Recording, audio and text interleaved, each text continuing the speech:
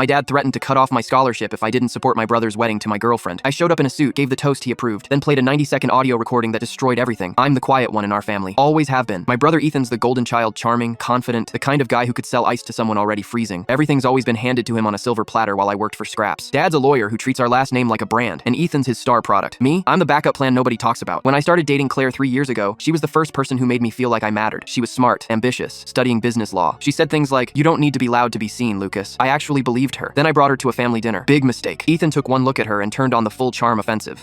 At first it was Maul helping her carry dishes, complimenting her outfit, making her laugh at his jokes. I told myself I was being paranoid. Ethan flirts with everyone. It's just his personality. But then Claire started dressing up for family gatherings. Full makeup, hair done, expensive perfume. She'd giggle at everything Ethan said like she was auditioning for something. Within weeks, she was helping him with work projects and getting career advice from my brother who barely had a career himself. I kept telling myself I was overreacting, that I was being insecure, that Claire loved me and Ethan would never cross that line. I was wrong on all counts. One Thursday night, I stopped by Claire's apartment with takeout. She'd said she was staying in to work on a report. The lights were dim, her laptop was open on the coffee table, and she was nowhere in sight. I sat down to wait and saw a message notification pop up from Ethan. Still thinking about last night, that dress was dangerous. My stomach dropped. I scrolled up before I could stop myself. Months of messages. Flirting, photos, hotel names, plans to meet up while I was at work. The message that broke me completely. Don't let Lucas get suspicious. Just a few more months and we can do this properly. I closed the laptop and sat there in complete silence. No yelling, no breaking things, just this cold, clear realization that I'd been played, that my own brother had taken the one person who saw me, and my family would probably call it a misunderstanding. The next morning, Dad called me into his office. Ethan was already there, leaning against the wall with that smug expression I'd grown to hate. Apparently, Claire had told them I'd invaded her privacy by looking at her messages. Dad didn't even ask for my side. He just looked at me with that disappointed expression he saves for when I don't play along with the family script. "Your brother and Claire are getting married," he said flatly. "Whatever you think you saw, it's in the past. You'll be his groomsman. You'll give the toast I write for you. Or I'll cancel your scholarship tomorrow and you can figure out law school on your own." My scholarship. The one thing I'd earned completely on my own, except it was funded through our family foundation, which meant he still controlled it, which meant I had no choice. So I said yes. I smiled. I played along. I went to the fittings, showed up for the rehearsal dinner, stood at that altar in the expensive suit Claire had picked out back when she was still pretending to be my girlfriend. The wedding was at some countryside estate that cost more than most people's houses. 250 guests, all dressed like they were attending a royal coronation. Everyone kept talking about what a perfect couple Ethan and Claire made. I didn't bother correcting them. When the ceremony ended and the reception started, they called me up for my toast. Dad was watching from the front table with that warning look on his face. Mom sat next to him with her hands clasped, probably praying I wouldn't embarrass the family. I walked up to the microphone, pulled out my phone instead of Dad's note card, and hit play. Ethan's voice filled the speakers from a practice recording he'd made weeks ago, the kind he did to rehearse his presenting voice for client meetings. Claire's perfect for optics. Makes me look stable. Once I'm locked in with her family's connections, I can leverage that into a partnership.